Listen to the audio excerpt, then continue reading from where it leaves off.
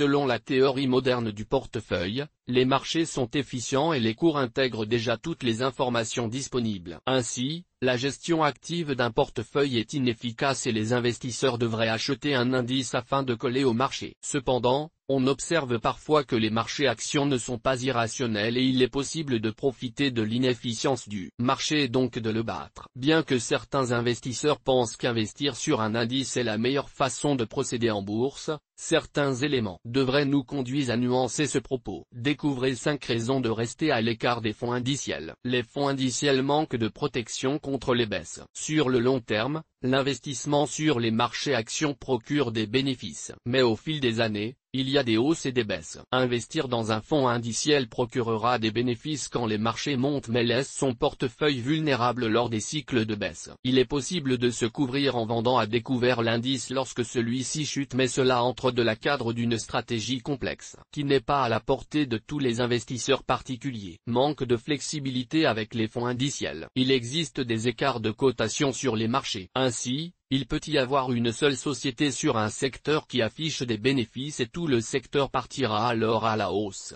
Il sera donc surévalué. Le contraire arrive aussi. Une société affiche des résultats peu encourageants et c'est tout le secteur qui est dégradé, sans raison valable. Au sein des fonds indiciels sur les grands indices boursiers, les différents secteurs et sociétés cotées sont pondérés, ce qui signifie que dans les cas exposés ci-dessus, on ne peut pas profiter de la surperformance d'un secteur en particulier. La gestion active permet de tirer parti de ces situations et un gérant de fonds pourra acheter un secteur ou une société sous-évaluée et vendre à découvert un secteur ou une société qu'il juge surévaluée. Pas de contrôle sur la composition du fonds indiciel. Les indices sont des portefeuilles déjà constitués. Lorsqu'un investisseur achète ou vend un indice, il n'a aucun contrôle sur le contenu du portefeuille. Dans le cadre d'une gestion indicielle, il n'est pas possible de détenir des titres de sociétés sur lesquels on a fait des recherches et que l'on pense meilleurs que d'autres. D'un autre côté, il se peut qu'un investisseur veuille éviter certaines sociétés qui n'entrent pas dans ses critères d'investissement. Il est certes possible d'ajouter des titres en particulier à son portefeuille mais la composition de l'indice n'est pas maîtrisable. Exposition limitée aux différentes stratégies d'investissement. Il y a un grand nombre de stratégies qu'un investisseur peut utiliser pour gérer son portefeuille,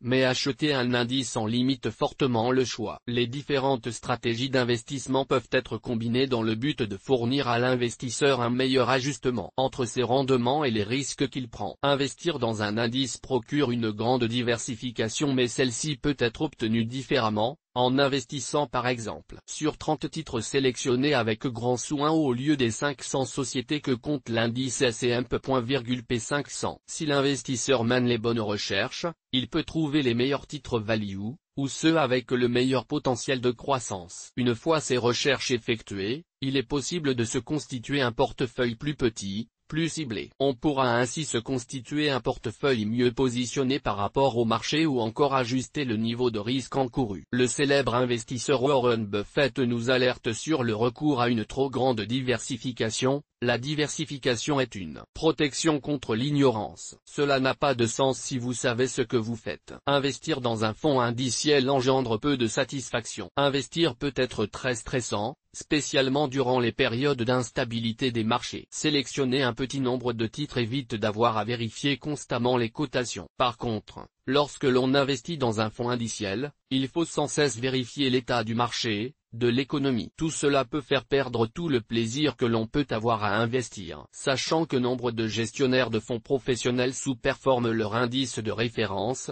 benchmark, investir dans un fonds indiciel, en utilisant notamment la technique du dollar cost average, peut permettre de profiter de la hausse de la bourse. Et ce, pour un effort quasi nul. C'est une approche d'investissement peu gourmande en temps et en énergie, mais également peu gratifiante. Tout cela dépendra de votre personnalité, de votre temps disponible et de vos objectifs d'investissement. Toutes nos informations sont, par nature, génériques. Elles ne tiennent pas compte de votre situation personnelle et ne constituent en aucune façon des recommandations personnalisées en vue de la réalisation de transactions et ne peuvent être assimilées à une prestation de conseil en investissement financier, ni à une incitation quelconque à acheter ou vendre des instruments financiers. Le lecteur est seul responsable de l'utilisation de l'information fournie, sans qu'aucun recours contre la société éditrice de Café de la Bourse, comme ne soit possible.